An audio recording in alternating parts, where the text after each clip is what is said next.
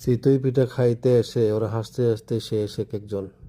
দেখুন অবস্থা, ভিডিওটি সম্পূর্ণ দেখুন। আজকে সন্ধ্যার পরে এক জায়গায় গিয়েছিলাম চিতই পিঠা খাওয়ার জন্য। এখানে 10 রকমের ভর্তা দিয়ে চিতই পিঠা খুবই মজাদার। এখানে অনেকে আসে পিঠা খাওয়ার জন্য সন্ধ্যার পরে। এই যে 2 মুরব্বি বানাচ্ছে, মানুষ লাইন ধরে খাচ্ছে ওখানে পিঠা।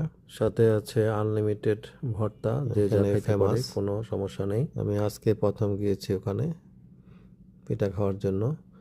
সাথে আবার কোয়েল পাখির মাংস আছে, যে যা খেতে চায়। অনেক লোক সমাগম হয়েছে। অনেকক্ষণ লাইনে সিরিয়াল দিয়ে থাকতে হয়, তারপরে হচ্ছে পিঠা পাওয়া যায়। ছোট ছোট পিঠা, খেতে খুব সুস্বাদু।